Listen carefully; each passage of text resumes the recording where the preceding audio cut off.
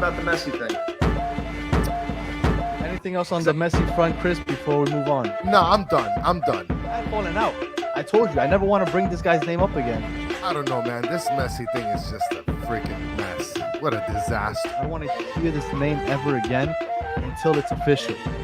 But they got me back. No question about it. I am ready to get hurt again. Chris, the Herons are back. And Messi is still a member. Well, not technically officially a member, but things haven't changed. We still got Messi. How you feeling, KBD? I'm feeling as good as I was yesterday. No pen to paper yet, but it's there. So It'll be a while. yeah, it'll be July 5th, I think, is the earliest it can happen.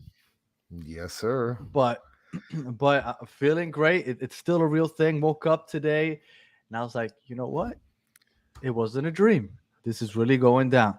So I'm feeling pretty good. And I guess we got on today because usually on Wednesdays we preview the upcoming game on Wednesdays. But because everything happened yesterday on Wednesday and we had an Open Cup game, we decided to just kind of get on before the Open Cup, talk about the Messi news, and then we moved the preview show over to Thursday. We're going to have Tommy Two-Time join us in a little bit to preview New England. But in the meantime, we are going to talk about that Open Cup game yesterday against Birmingham, Alabama.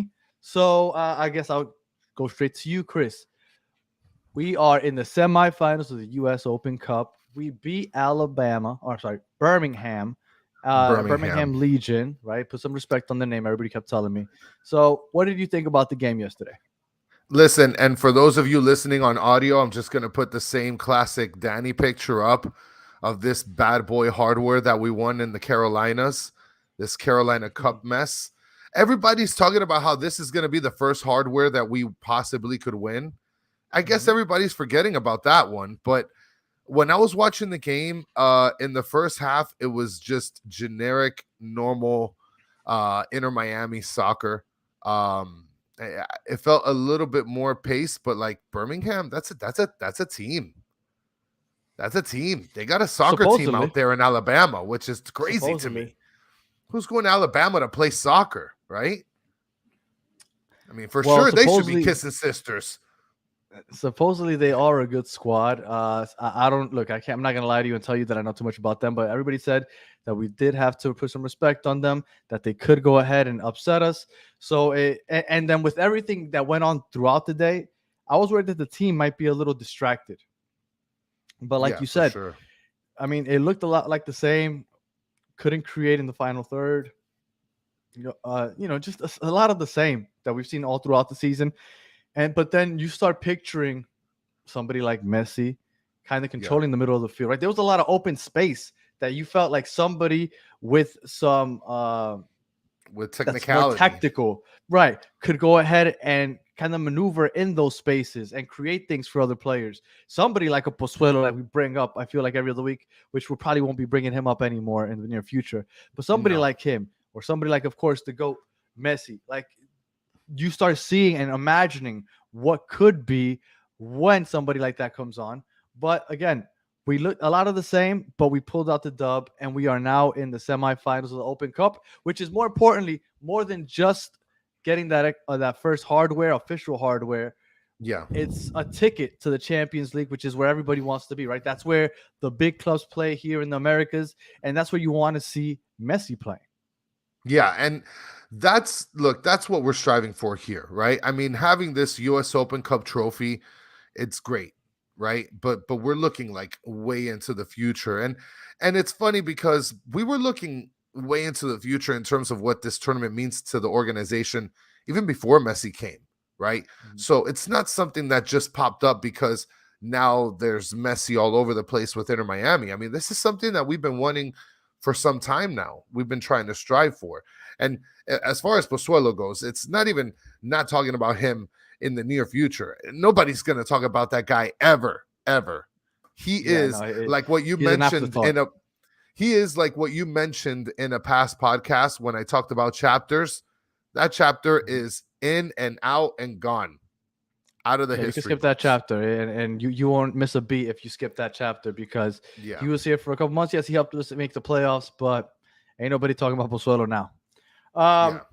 what did you think about the performance yesterday in overall though? Because again, a lot of crosses. We did score on a cross. Was it Coco or Robbie Taylor that crossed it over to Stefanelli, and Stefanelli kind of hit it. I feel like he kind of missed the ball. Yeah, That's why he took that awkward yeah. bounce, which ended up working out for him. What did you think about Which the overall game? what's up, Steve? Steve chiming in the chat. Don Um, Cafecito. which, by the way, I don't know if you saw the replay, but Joseph tried like a real ill scorpion. Yeah, He I saw tried that. like that I would have scorpion preferred kick. that than what Stefanelli did. Yeah, Ooh, that would have been yeah, yeah. fire. And so, I mean, look, Stefanelli, I think this is his second goal in this tournament. So I guess Yes. this guy's like a US Open Cup god because he's the Yep. only one scoring goals in this damn tournament.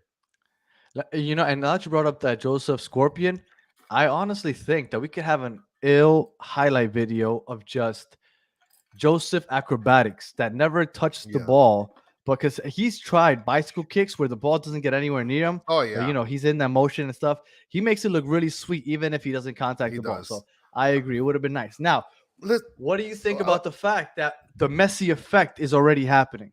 And what do I mean by that? There was a clear penalty. Christoph, Yes. the ball hit Christoph's hands. That should have been a penalty. But About the the refs? Messi effect, that's it. It's the Messi effect. The We're refs getting are the calls bought. already. That's it. It's over. It's over. Not only are we going to have a good team, but we got the refs on our side. It's over for you guys. We Yeah. got it, and it already started in the U.S. Open Cup.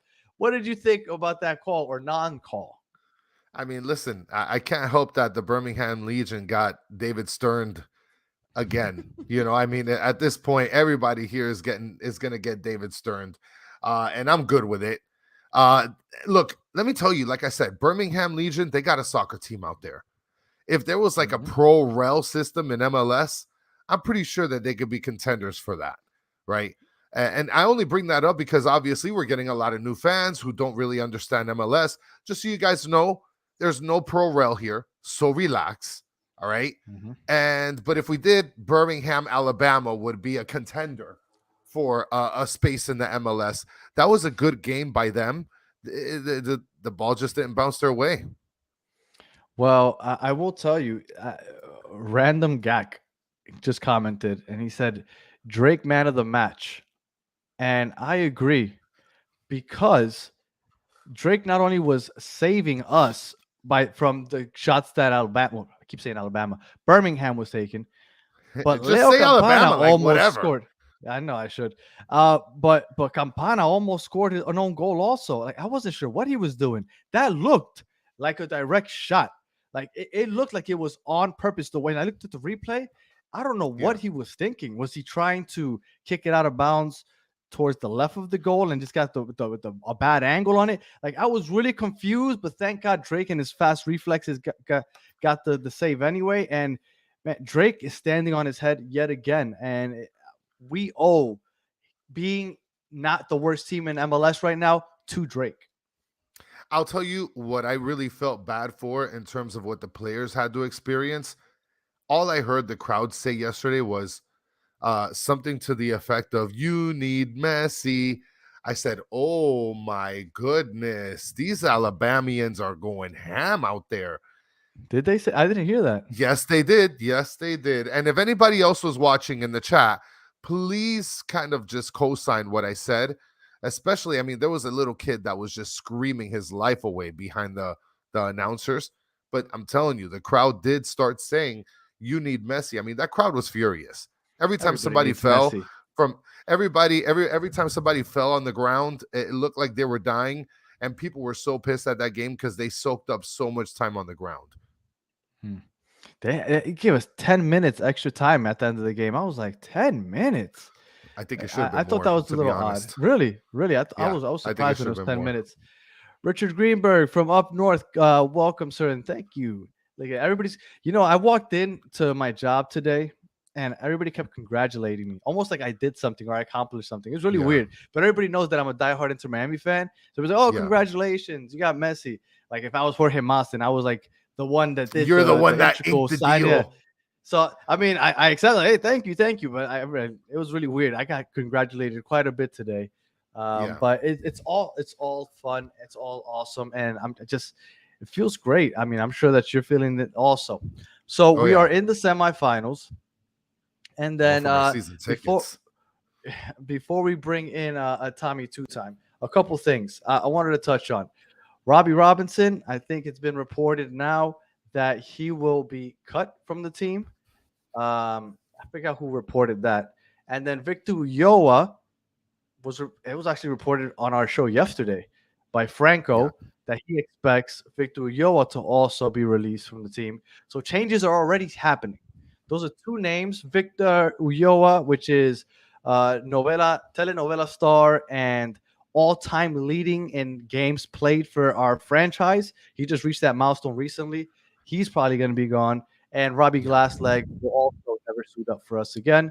And I mean, we wish the best for them. And yes, a lot of people are also speculating that Nick Marsman will About probably Marsman. because I mean he's got a hefty contract. So and he never plays. We have Drake, so But the it's question possible. but the question that I have is, and we don't got Money Matthew in here. Uh, isn't there a penalty if we move him? If we move Marsman, isn't there going to be a penalty associated to that, or does it really not matter anymore? Like at this You point, are know, we getting the LAFC treatment? if you buy out his contract, I can't imagine why it would matter. But honestly, I'd be lying to you if I told you any specifics on the MLS financial rules. I Yeah, am really lost when it comes to those financial rules. All well, right, get so those guys out we of here. we had those two guys, and Marsman might be coming up next. And so I did want to ask a couple things before we bring in Tommy Two Time. First, international break. Do you foresee any changes after this New England game when we're on international break? I think for sure there's going to be some players that are out of here. I think for sure there's going to be a couple players out of here. Those names that you just mentioned, I could see also.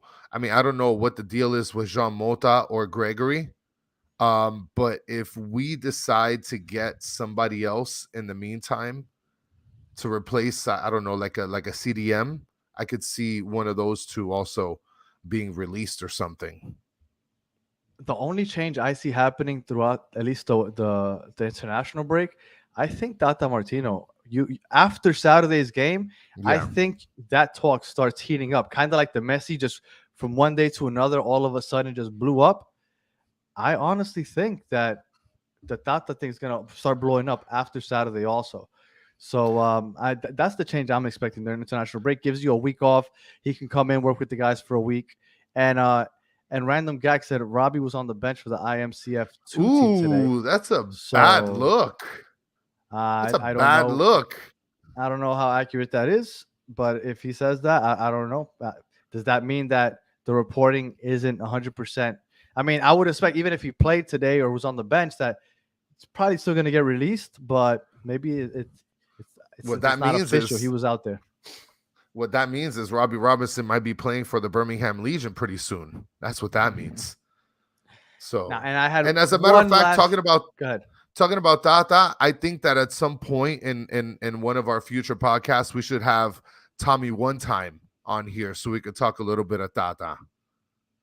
Oh, for sure, with the Atlanta Yeah, connection, for sure. yeah, And then the last thing I wanted to touch on before we get Tommy in here. Um, so everybody knows the hottest ticket in town right now, July 21st. It's the League's Cup first game. Tickets are ridiculously expensive. If you go on Ticketmaster, they're not even selling them right now. You have to buy them through yeah, resellers, which everybody's telling you not to do because they could just cancel it if they think they're going to get more money down the line. yeah. So that is the hottest ticket in town because everyone wants to see Messi's debut. Now, I was kind of thinking, and I came with this thought, and you tell me what you think, Chris. Yeah. I was thinking there's a possibility that there's going to be another hot ticket that nobody's talking about. Okay. Now, if you think back to when we signed Pozuelo, I want to say the game or two games, I think it was the game before, he got introduced during halftime of a regular season game, the game before. Yeah. When we got Joseph, before he debuted the first game of the season, he was formally introduced during halftime of that preseason game. Yeah. I think, and I haven't heard anything, right? This is just pure speculation. But if you guys want to take advantage of making a profit on a ticket and I'm saying this because I already got my ticket, so I don't care. If you guys want to take advantage of this, that July 4th Inter Miami game at home is the last home game before July 21st.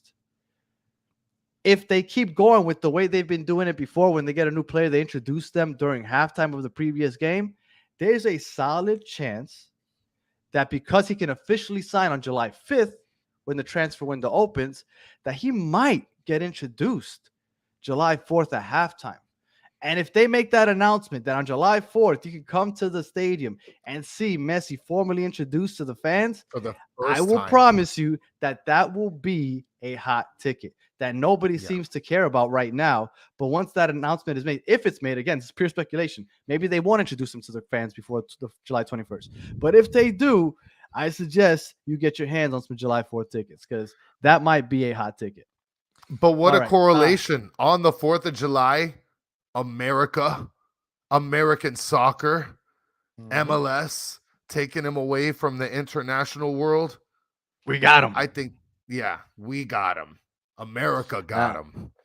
And just real quick, no, I don't think we're gonna move to Hard Rock just because the University of Miami Hurricanes play on Saturdays at Hard Rock, and that's when Inter Miami would play their games. So I don't think so. But anyway, let's turn our attentions to Saturday. No Messi on Saturday, but we do have an opponent. We have the New England Revolution. We mollywopped them just a couple weeks ago, and they're overrated. They haven't won a game since then. I'm saying all this before Tommy comes on screen. They haven't won a game since we beat their ass. So let's see how things go once we play them in New England this coming Saturday. So with that said, welcome Tommy to time. What's going on, Tommy? You're on mute, Tommy. Molly. There you go. Say that again. Molly what? Mollywopped. We mollywopped your ass. Mollywopped. Mollywopped. Okay. You understand? First off, I in my opinion, the only thing I care about to talk about today is Messi. But Okay. there is we have to that has to go on this weekend. You could just put Messi out in the middle of Foxborough and people would just show up to that. You don't even need to For play sure. the game. You got lucky last time the Revs played Miami. And if you think otherwise, you're insane. Now, granted, Revs got off to a horrible start in that game. Lucky deflection goal, terrible 5 minutes. It was actually the most critical that Bruce Arena has been of this team, I think, this year. It's just because he came out and just lambasted the way they just started so flat. But at the end of the day, Noel Buck ties up the game about 10, 15 minutes later, and it gets called back on a ridiculous offsides. And then Carlos Hill just... That was a beautiful play. Yes. He carved up our defense. So, I mean, New England, I thought, was probably built like if you don't take away the Noel Buck goal, I think Carlos still finds a way. I think New England still finds a way to score, and that half completely shifts momentum-wise. Now, for the Revs to give up a goal at the end of the first half with the Martinez goal, that's a killer for a team that I think just was run down at a certain point, especially with all the injuries and stuff that's been going on here with this team. So, yeah, let's put things in perspective. I wouldn't say the Revs got mollywopped. It might have been a bit of a hyperbolic statement. No kidding. Can I curse on this podcast? Yes, of course. Yeah, go for it. No shit. But I will say that you guys went from first when I started calling you guys overrated to you guys haven't won a game since then. Or New England. I don't understand you guys. New England hasn't won a game since then. So, I mean, I feel like Miami went into your heart, turned it around, ripped it out, and you guys are just scrambling now because you can't win a game when you guys were first in the East. Injuries. This team's been killed by injuries. Yeah. What you didn't see in Miami was Gustavo Bo. And Gustavo Bo might be, and I would say more than likely he's going to be available this weekend. I actually just saw him last night at a community event, and I mean, he looks like he was on the bench for last couple of games now, And I think this is the weekend they bring him back because it's a home game. He's more familiar with the turf and whatever. So you got to deal with the beast that is Gustavo Bo, who dominates at home. I mean, I don't have the exact numbers, and shame on me for not having him, but he, in one way or another, will find a way on the score sheet, whether it's through an assist, whether through a goal. So you have to deal with that this weekend. Well, we're a horrible road team, so I give you everything you're saying. Yeah. Believe me, I believe it. Okay, so you're going to get mollywopped this weekend, is what you're saying? Yes, All right, our best defender. We might. Our best defender, Kamal Miller, won't be playing because he got a red card in the 6th minute of last week. right. Like, nothing is looking good Yeah. for us this coming week. But we are going to get to that, and I know it won't be a long preview because we've already previewed these two teams before a couple weeks ago, just recently. Yeah. So let's get onto the nitty gritty. I know what you want to talk about. Everybody Yes. that I've been talking to over the last 24 hours. Well, is wait. wanting to I talk don't want to cut you off. I don't want to throw your show Go off. for it. I'm all hot and horny to talk about Messi, but is there anything else you want to do with this weekend coming up? Well, I did want to ask a question. Are New England Rev fans really buying tickets thinking that it's possible that Messi is going to make this trip with the team? No. They okay. sold over 30,000 beforehand. People did call up. I talked to some people yesterday, and people were calling the Revs offices asking if Messi was going to be there Saturday. So, I mean, the intrigue is there. Like, Yes.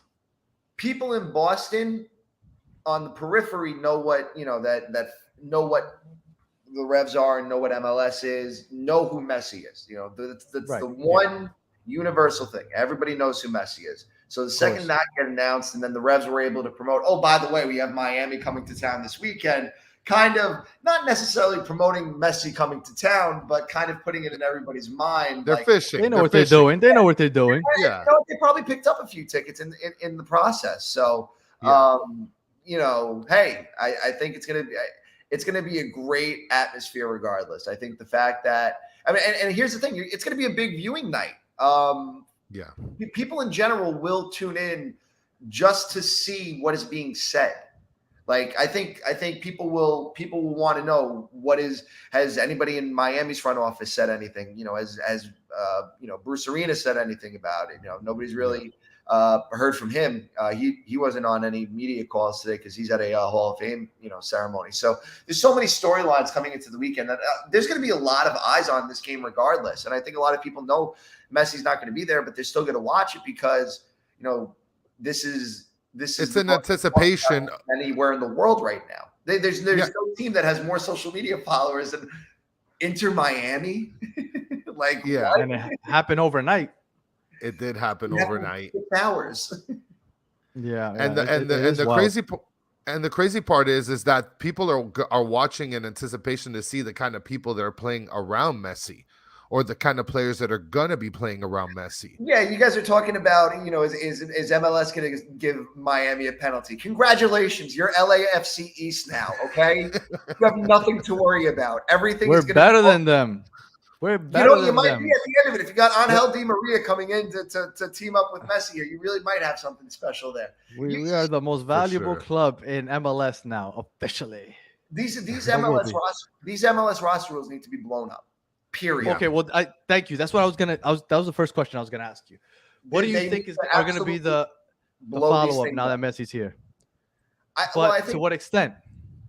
I talked to Chris Whittingham from he used to be on Dan Le Batard's show. He's play-by-play announcer for MLS Season Pass, and he was on my show today, and that's going to drop this weekend. And the thing that he had brought up was that when Beckham came into the league, it opened up the designated player world. Like, that's when designated players started under him. And then that was the evolution of that was TAM and GAM. So that all came under the Beckham era. Who knows what's going to happen in the Messi era? I don't think you can leer it for hardcore MLS fans, for people that follow the league day in and day out. You guys are getting away with murder right now. It's actually, it's really amazing. 2 years ago, you get slapped with sanctions for breaking MLS roster rules, for trying to build a super team. And for what it's worth, I respected it because that's what you want. You want Miami to be Of those course. perennial markets, and you want to Of course. see ambition. And Miami is ambitious, so that was good. I think everybody should have respected that. And then MLS came in and said, no, you can't do that. You can't load up on designated players and the best players in the world. And we're going to slap you, David Beckham, even though you're investing all this money into building this team. We're going to slap you and reprimand you. Fast forward a couple of years now, and now MLS is crafting deals with Apple and Adidas to bring in the most recognized player in the world. So the roster rules are garbage now. MLS is it has, and granted, everybody should want Miami to be successful, but at the end of the day, you can't hold this high moral ground of roster rules and only 3 designated players and all this garbage, and then all of a sudden, because it's convenient for you, because it's your best market in the country, arguably, for soccer. Now you want to load them up because it's Messi. Yeah. Like this, so now you know what, the only having 3 designated players on a roster, BS. Blow it all up, load up these teams, screw the salary cap. There's no point. There is a point. No, there is a point. There is a point, and I'm going to tell you what that point is. I think the draw to MLS outside when you compare them to European leagues is that we have, for the most part, a balanced league. Yes, I understand that there are some teams that are better than others, but for the most part, because you can only have 3 DB players, for the most part, it's a lot more balanced than you'll ever see the EPL. Then you'll a lot see more La competitive. Liga.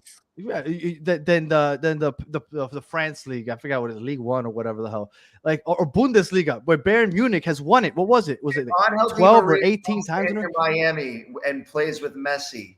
Is that balanced with Joseph Martinez on this roster? If he fits in the 3 DP spots, is yes. that balanced? Is that balanced? Yes, because he fits into the 3 DPs. Everybody's allowed 3 DPs. So if he fits into one of those spots, why not? So that's my point. Now, I do think they should give us a 4th DP, but yes, I like that they have these restrictions. Everybody's like, no, get rid of the salary. Once you get rid of the salary cap, and then the big markets get to just start bringing in everybody, then we become La Liga. We become EPL. And although I probably am going to be rooting for one of the good teams, so I shouldn't care, I kind of like the parity. I like the fact that Real Salt Lake might one year just randomly compete. He's got the best player in the world who's going to get the players that he wants. He's like, if he wants but that's for the next 2 or 3 years. Players, he's going to be able to do that. Look, the Galaxy right now, worst team in soccer right now, in MLS. Yeah. I honestly believe there's a good chance that they land Ronaldo next season. I do think that he's going to end up on LA Galaxy. And they go from worse to much better because other players are going to come play with him.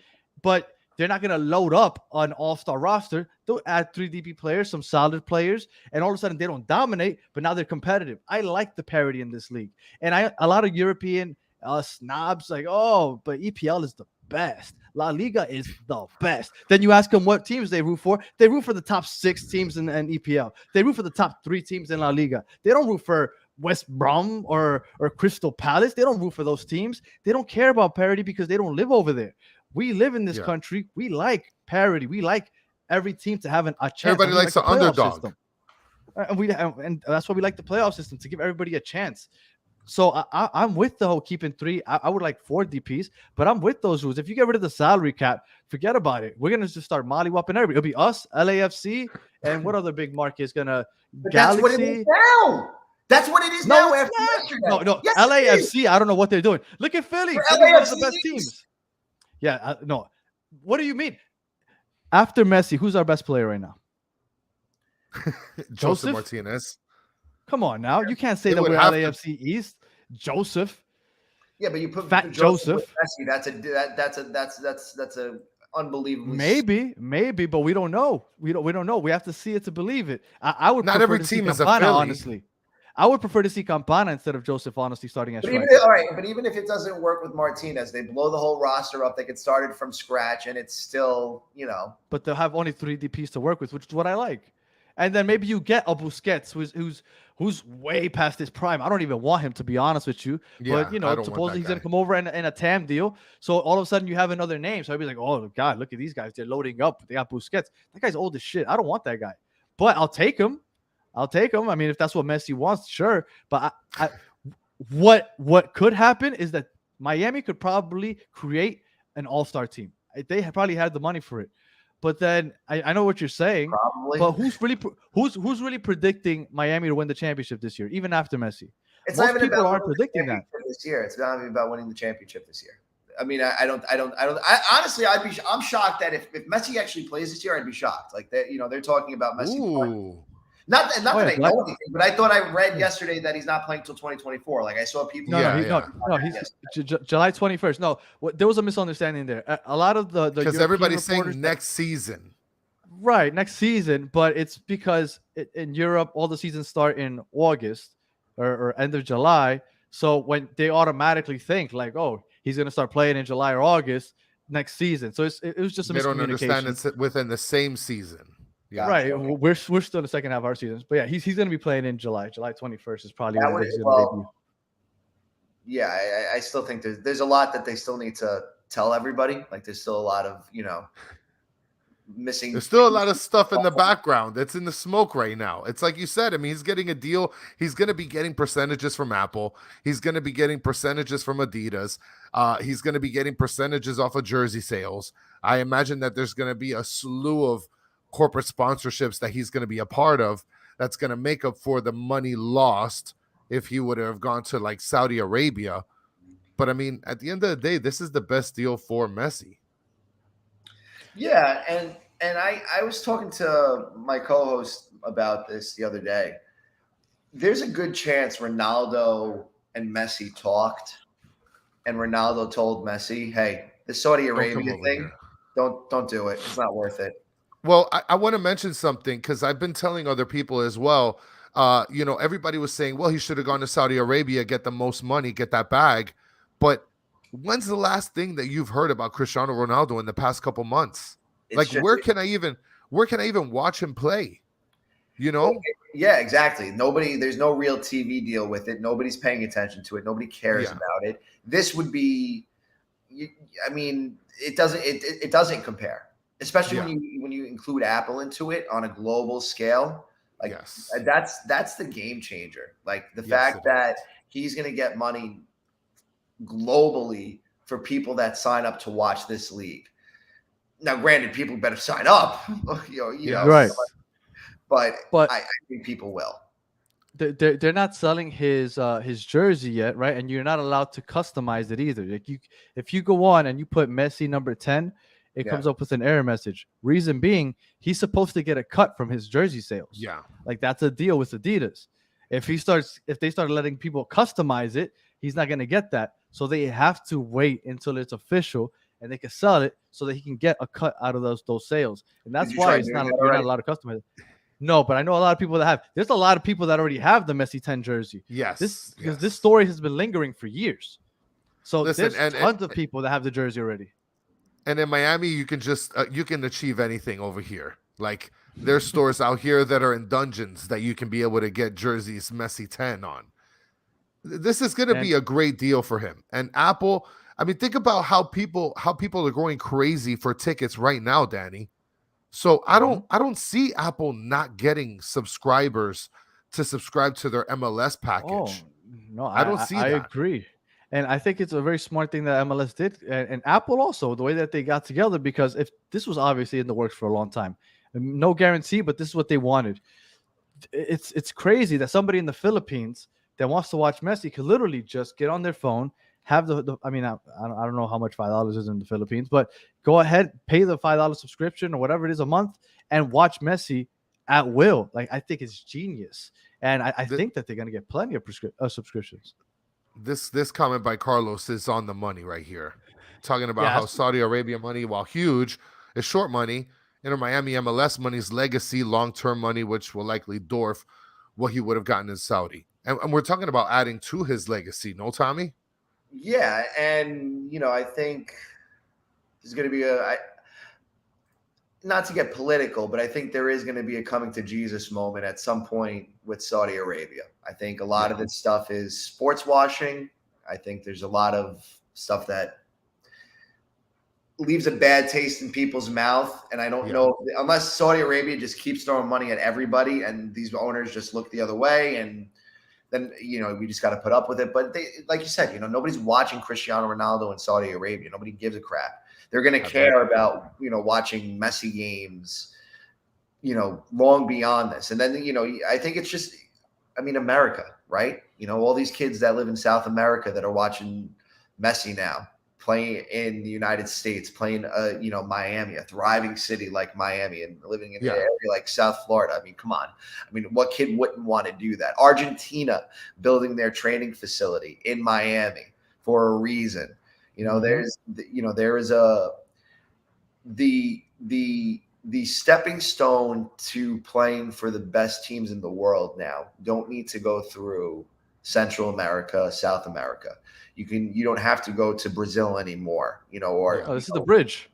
This MLS is now that bridge. MLS is now that launching pad for a lot of people. And I think the Messi deal helps solidify those really big names that are, because I don't think you necessarily need to, like, here in New England, the Revs have gone with younger DPs that they've brought in. Like, they brought in Adam Buxa, they brought in Dylan Barrero, they brought in Giacomo Vrioni. So they don't necessarily go for the big names. They go for those guys that are looking for larger.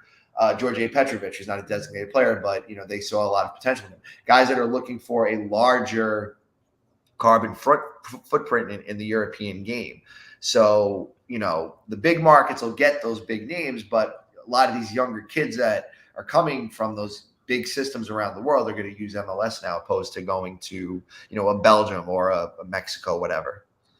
And I have a question. I have a question for you. Well, let me just ask real quick, Danny. I have a question for you, Tommy, because now that MLS has Messi, how far in the future do you think it will take for us to be that league where we're top 5 all over the world and top talent will come to MLS? I think Steve is on the chat and he's gonna have a fit listening to this. I think we're in the top. If we're not in the top 5 now, we're close. No, we're not in top 5 now. No, we can't be. But we're close. I do agree with that. We are close. So let's obviously Premier League 1, La Liga 2, Bundesliga. Okay, so they're in their own world. Those are in their own world. Right, Serie A, which is the Italian league, which they're going to be 4th, and then look at the structure of the Italian league. Financially, it's been corrupt, and you've had a lot of problems in Italy, in general. And I think American soccer is a better structure, and I think it's been proven to be a more sustainable structure than Italy. You can look just at their national team for that. No, look, they have a club that's literally in the Champions League final this weekend. So I would say Italian league is 4th. The one league that I think we can eventually overtake is the French league. I think the French league is crap.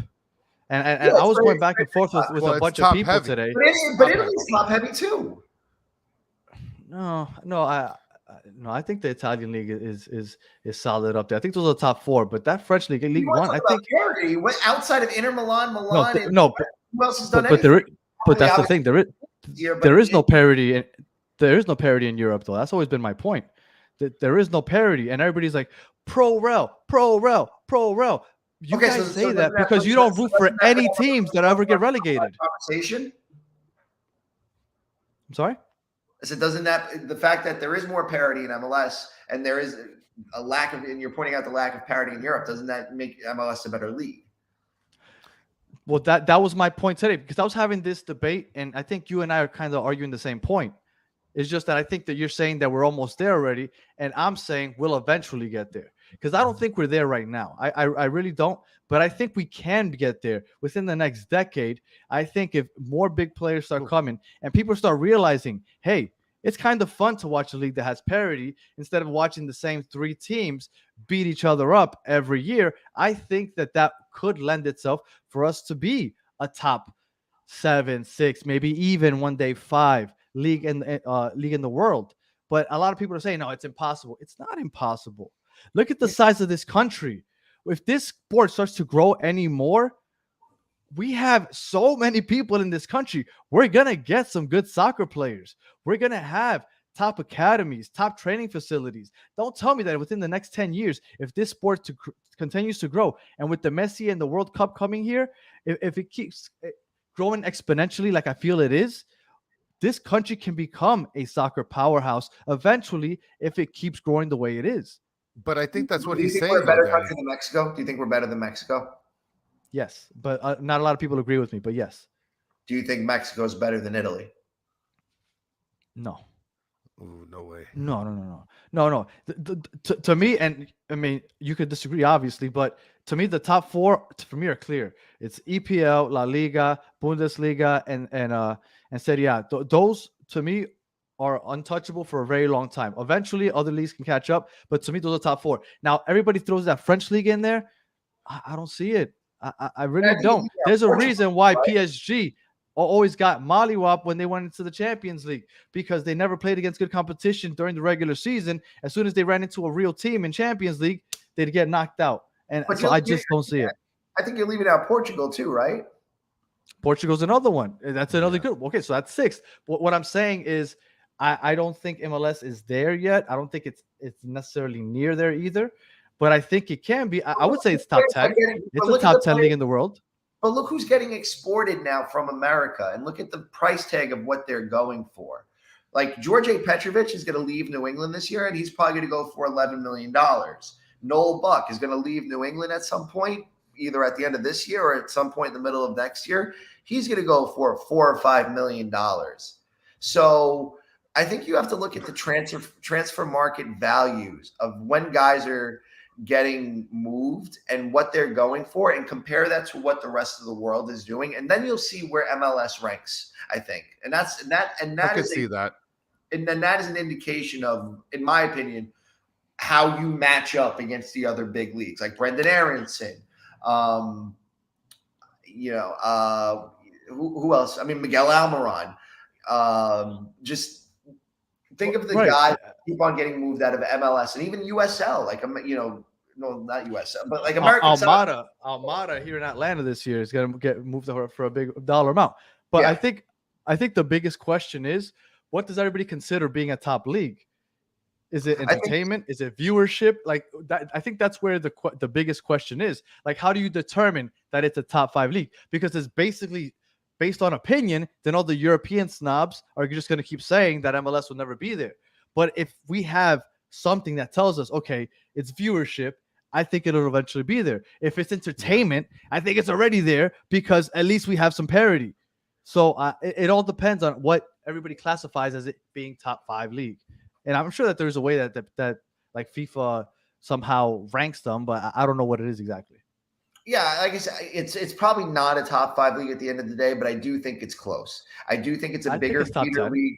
I think it could even be top 7.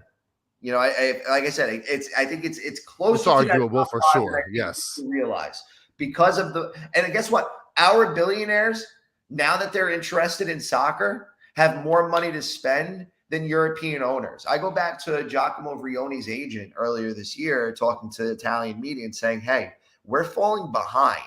Their facilities are ahead of us. Their entire American." The American structure, like entertainment value, ratings, revenue, that's one thing. All right, you can mark that as one big category. But in terms of what players are looking for, MLS provides that more than any other European club does right now.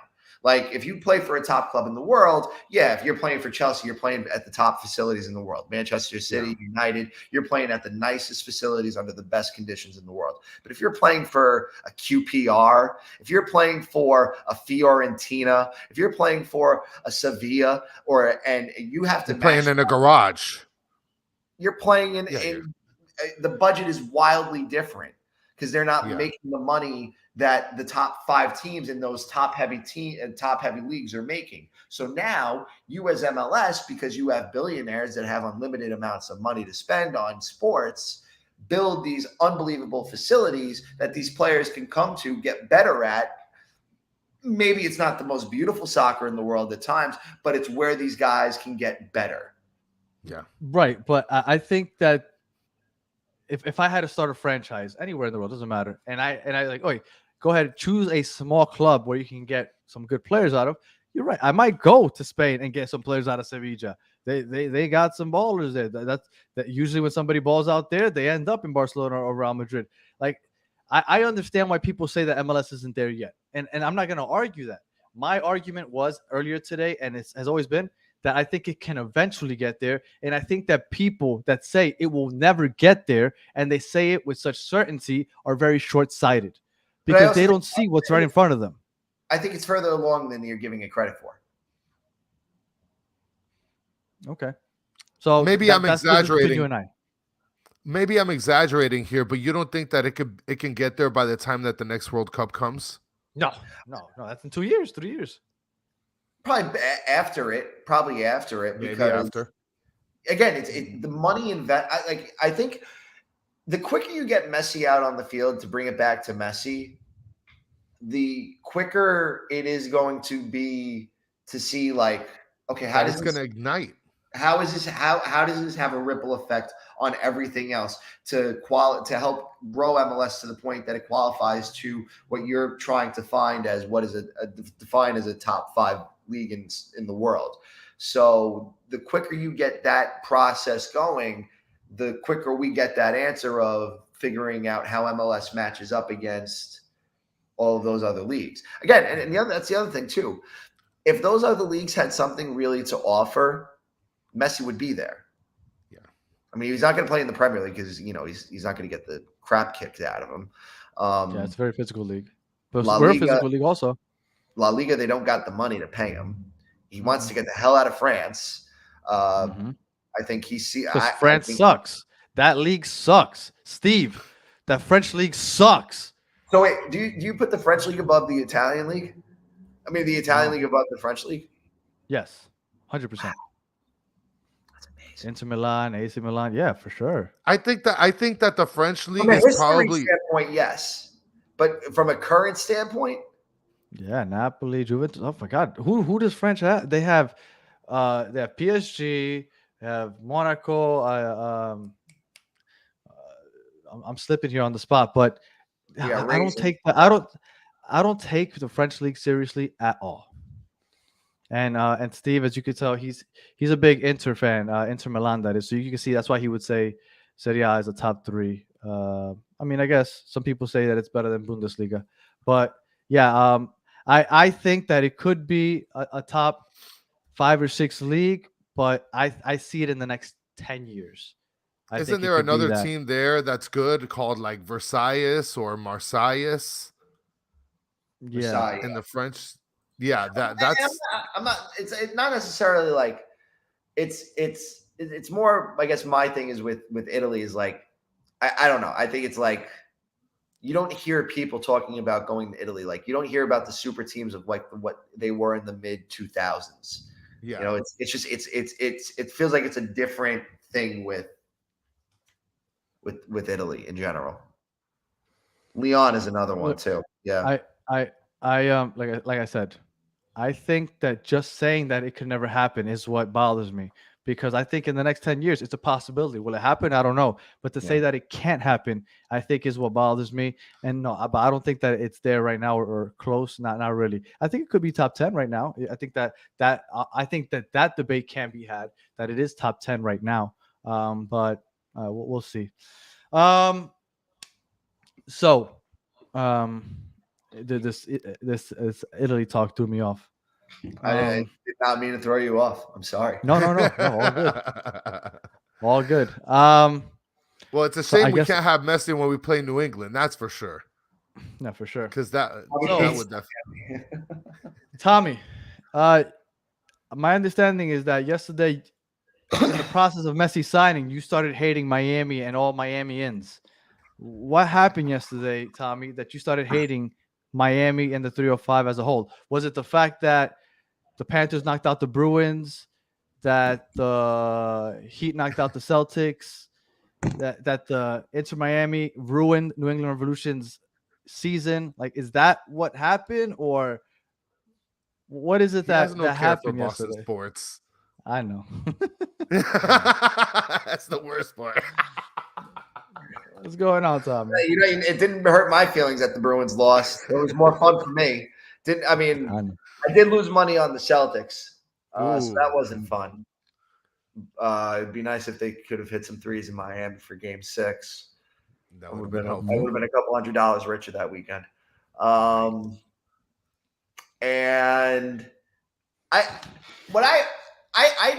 this goes back to something one of Dan Lebertard's old producers said yesterday, talking about how great Jorge Mas is.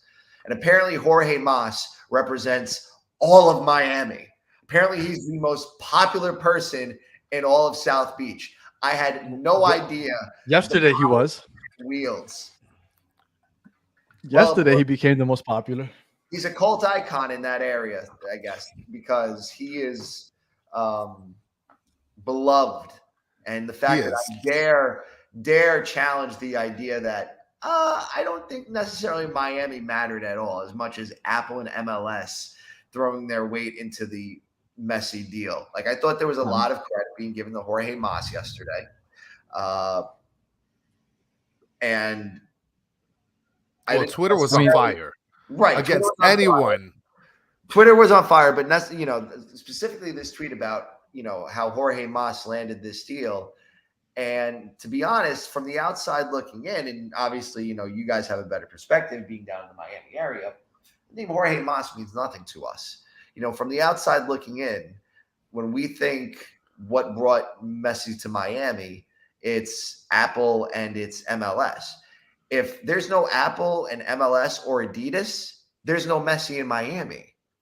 I don't think Jorge Mas made any difference. Now, again, I had this conversation. Yeah, but that's like saying if Man City didn't have all that money they're getting from the Middle East, then they wouldn't have gotten Haaland. Well, obviously, I mean that's just how it goes. Inter Miami was the place where Messi originally lives, and Jorge Mas has been on it.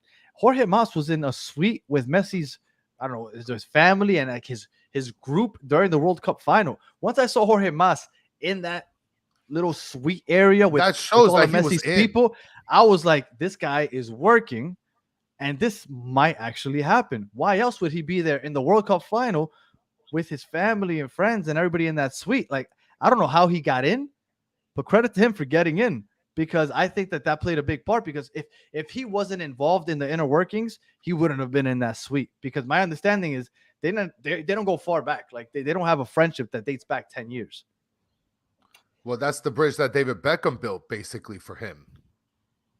But he used that bridge and he worked it. I wouldn't give David Beckham any credit. You wouldn't give Beckham any credit.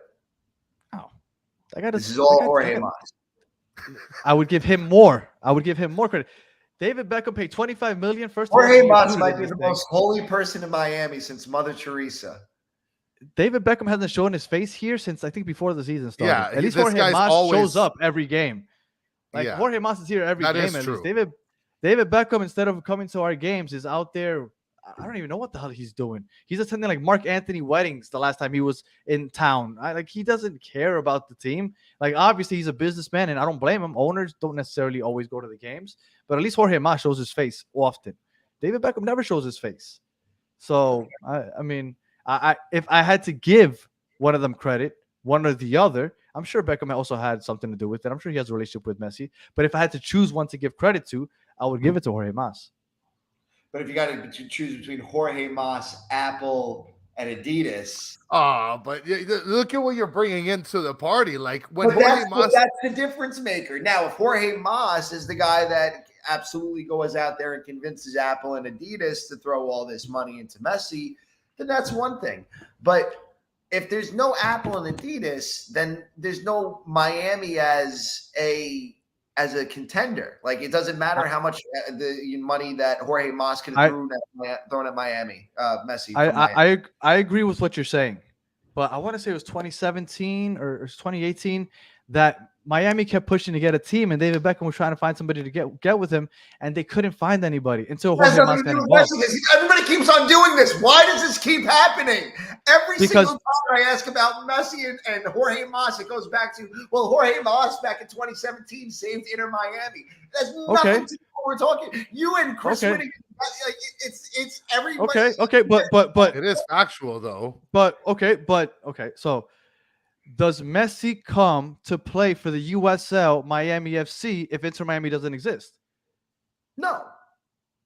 So Inter Miami needs to exist for Messi to come play here. And Inter Miami doesn't exist in Miami if Jorge Mas doesn't step in.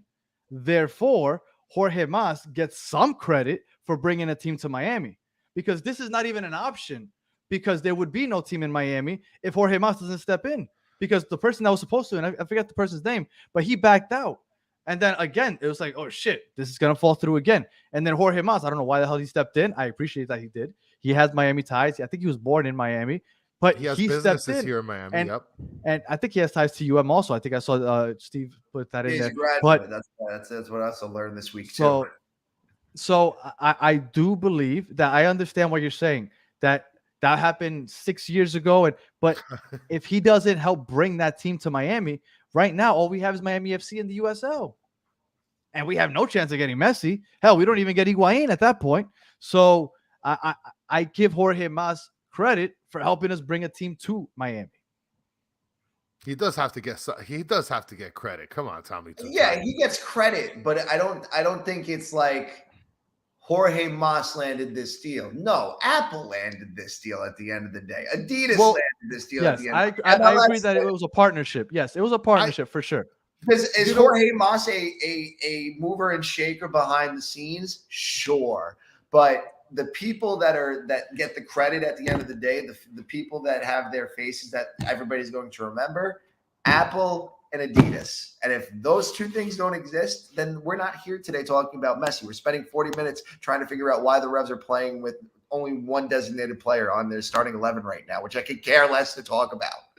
Well, I think the part that you're frustrated at is the fact that people are putting Jorge Mas on this pedestal above Apple and Adidas. I mean, I think that it just takes the effort from Jorge Mas to be able to make because I think Miami was a mess of an organization for the most part before Apple and Adidas decided to swoop in. Like, it wasn't the most, like, you guys you have a nice little thing down there in Miami, but you had to swindle We're 3 some years in. You had to swindle politicians and use the revolution to sell your damn stadium down there in Miami Gardens. Because he said, oh, yeah, the Revs are going to get their stadium. Yeah, so that's why we got to build our stadium down here in Miami. Guess what? They never got the stadium up here. So he used the revolution. He lied to push the Miami deal. Maybe, okay, lie might be a strong word. But he fabricated and maybe exaggerated on how far along the Revs were in their own stadium processes. But a lot of business deals are joint ventures. Like, it's not just us that got this for Messi. I mean, I don't hate Jorge Mas. I'm trying to be a realist about the situation. Yeah, like I think that's where people are getting offended, because this guy is this wonderful. Because again, apparently you guys had nothing else down there forever because the Dolphins suck. The Panthers suck. Years he finally got something. The Marlins are miserable. The Miami Heat. Okay. The Marlins are good this year, actually, but okay. They're doing all right. Still a miserable organization, okay? It's terrible. And they got a new ballpark that was paid for by tax money. Yes, and this one will be paid for by tax money too. No, there was a lot of discussion made that it wasn't going to be paid by tax money. That's a big difference from the ballpark. How are New England fans feeling about the fact that Messi will probably never play in Gillette Stadium? It'll be interesting. What I found out is that grass needs to be laid out at Gillette Stadium by 2025. So for the World Cup. Yeah. So he should be up here by 2025 at the latest. The Reds will still see him at some point. Like, they'll play. Right, down here. So and there's a bunch of people that get the hell out of here for 9 months out of the year to go escape to the paradise that is Southern Florida. So it's not that far away if people want to go take their winter home and stay a couple of days and drive down to go see Messi. Listen, I think he'll be here. He'll be here for sure. Messi has to go to the top markets. He has to come here. He has to go to New York. He has to go to Los Angeles. He has to go to, I think he has to go to St. Louis, Chicago. So he has to, I don't know if you guys have St. Louis on the back end of the schedule here. It's the game before.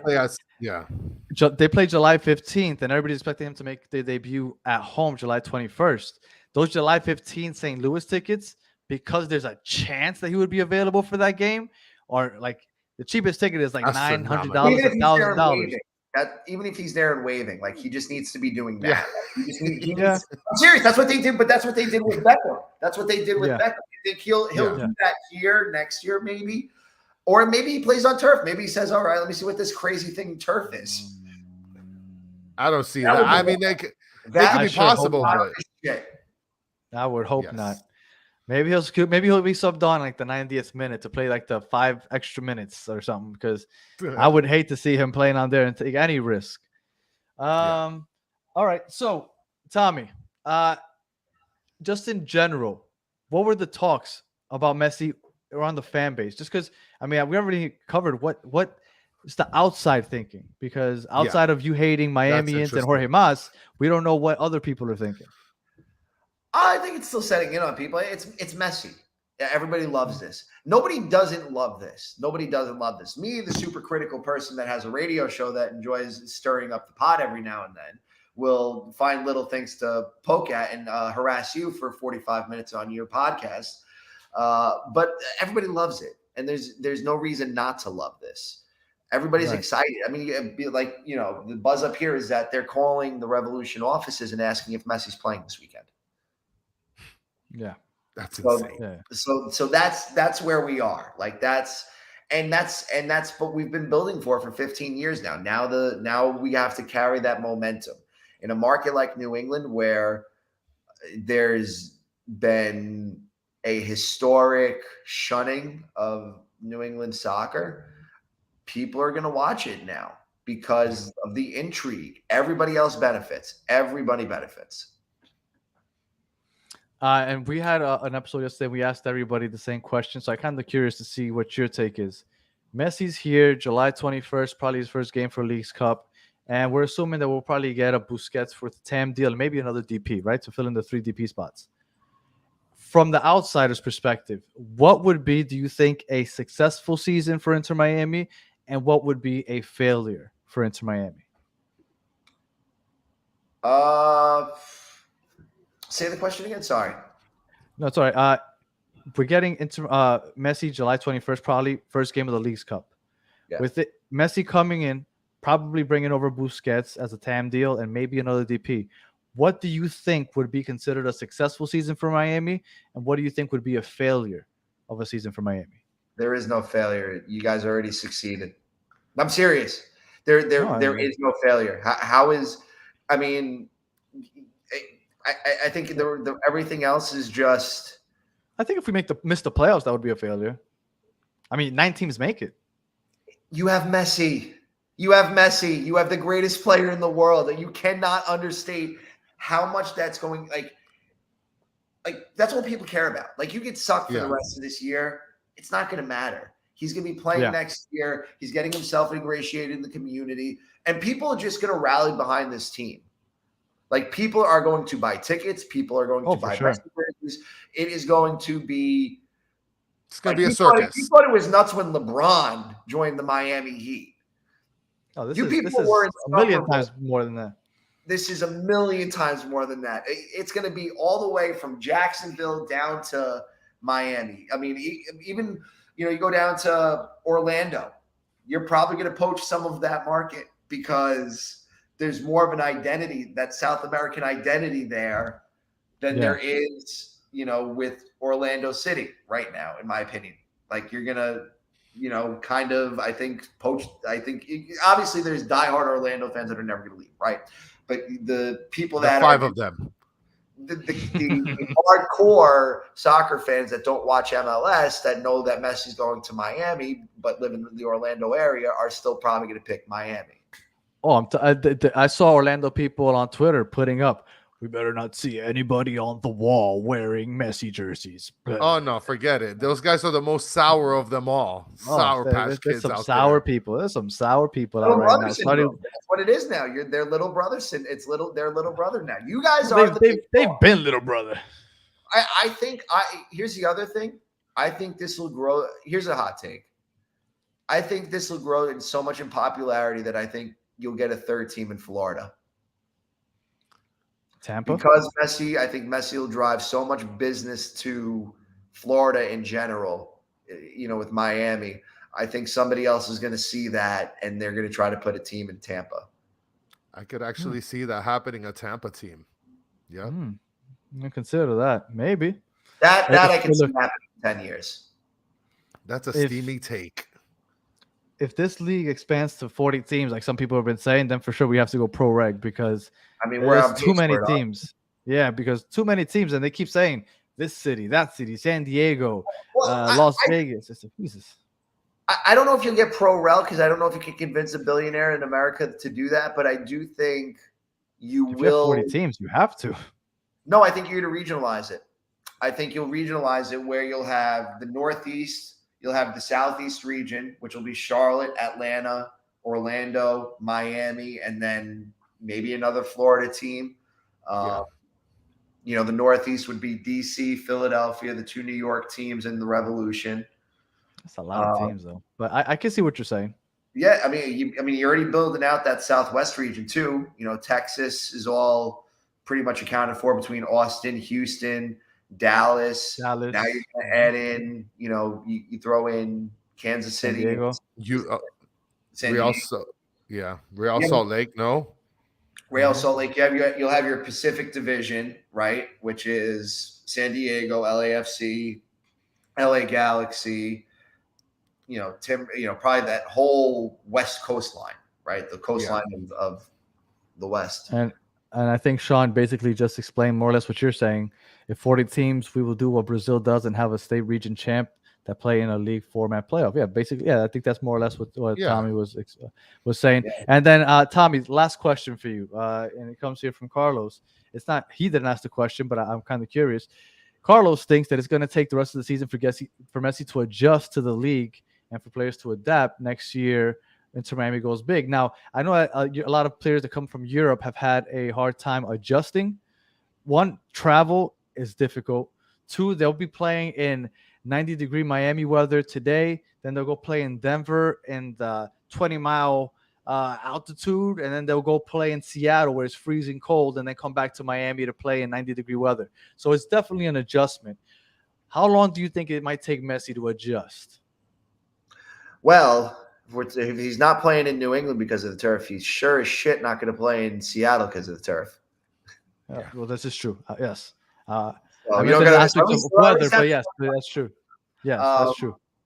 Yeah, traveling MLS is terrible, but he's going to have first class accommodations for this stuff. It's going to be like, what, when these teams from England get on their these Air Emirate planes and it's like 2 levels and they got the beds and Miami's going to start looking like a team from England at some point just because there's so much money being thrown into this thing. It's going to look ridiculous. Like, I truly think Miami will transform to this whole new, Death Star. You're gonna be what what the Yankees are. It's just all this money's coming in. But I'm excited.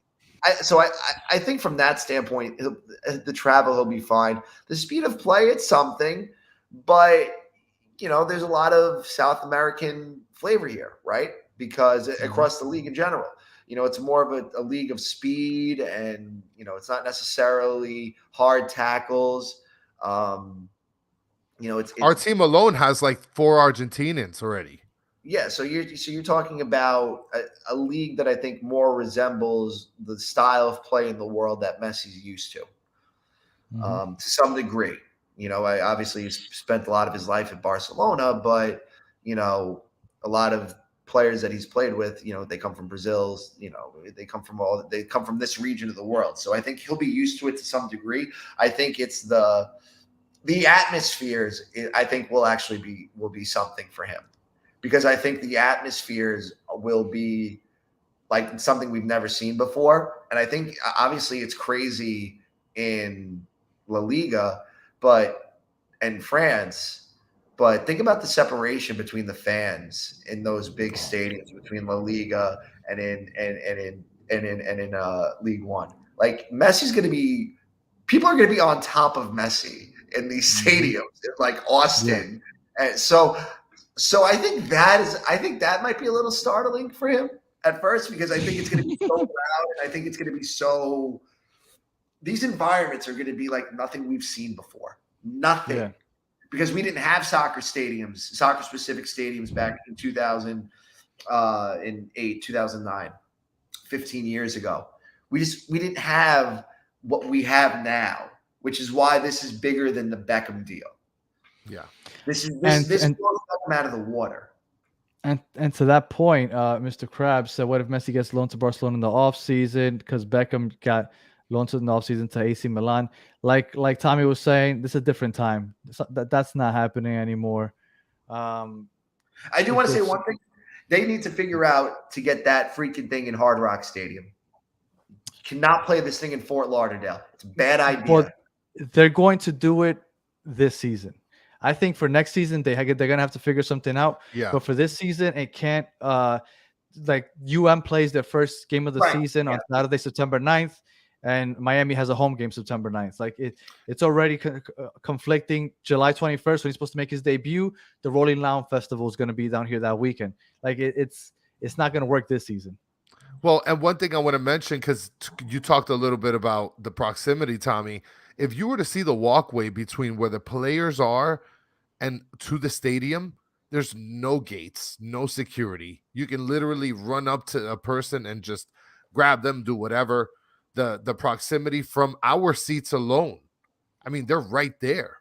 Yeah. So it's gonna be a super suspect for sure. It's gonna be wild. Well, our backup goalie Nick Marsman was out at the Heat game yesterday, and he gave an interview, and he said Inter Miami's not ready for Messi. No. They don't have enough security. They don't have the necessary things in place right now to have a player like Messi. But he shouldn't debut till July 21st. So they have, 5 or 6 weeks to figure it out. So let's see how it goes. I guess we'll leave it off with predictions. Tommy, how much you guys beating us by on Saturday? 5-0. Chris, I think that was in response to my mollywhopping. That was start to the episode. Chris, what do you think? What are you thinking about this weekend? What do you think? Yeah, I think we're gonna take like a 2-1 loss. That's what I think is gonna happen. A 2-1 loss. I could see that. We don't score much on the road, and I'm with you. I don't even know if we score. I'm gonna say 3-1. I'm gonna give us one just because who knows? Maybe we'll get one. So I'm gonna say 3-1 New England. I don't think that there's any hope. Now, if we lose though, I think that gets announced on Monday. I think Tata Martino gets announced on Monday, let's say. If we lose. If we win, maybe also Monday. But I think if we lose, all of a sudden it makes it a lot easier to say, hey, thank you, Javi, for your services. You can go back to messing with the academy guys. We're bringing in Tata. That's what I think is going to happen. You were going to mention something, Tommy? No, I forget it now. It's been I know. I want to do this more, though. Especially now with the Messi era. I want to harass all the people in Miami now. I want to be a nightmare for South Florida. Well, if you want to follow Tommy and make fun of him every time Miami does well and Messi scores a goal, where could they follow you at, Tommy, so they can make fun of you throughout the season? At Tommy Quinlan_IV. That is how you follow me. Got it. So you heard that. Go ahead, follow him, make fun of him, because you just should. So, all right, Chris, anything else for the people? Thank you, Tommy, 2-time, for making it a 2-time with us. Yes. Our first 2-time opposing podcaster on the show. Tommy 2-time. What an appropriate name. This podcast is fun. Yes, thank you. Anything else, Chris? No, we're good, man. Saturday coming up, and then Tata. And then Tata, yeah, I'm telling you, win or loss, I think Tata's going to get announced during the international break. But we'll see. I think if it's a loss, it gets a little quicker. And I got my GOAT shirt ready. Saturday, batteredfans.com. Yeah, I'm can I going to start get that? dropping the merch. Can I buy one of those from you? Yes, starting Saturday, batteredfans.com. I'm going to send out the link on Twitter on Saturday once the website goes live. I got you. I got plenty of messy stuff for you if that's what you're looking for. I'll wear the Messi. Hindsight. Don't hate the Messi deal. I just think you guys are now LAFC East, and we now are better than LAFC. now you're the favorite kid all of a sudden. Now all of a sudden That's you're it. the kid that's got all the great grades, and mom and dad love you more than anybody. Hang tight after the show, so that way you could see the other shirt that Danny wore yesterday. All right. So for those of you on YouTube, thank you for joining us in the chat. As always, we appreciate you and your comments. And those of you listening on audio, thank you for listening all the way to the end. If you haven't yet, please like, subscribe, and give us the 5 stars on the audio platforms.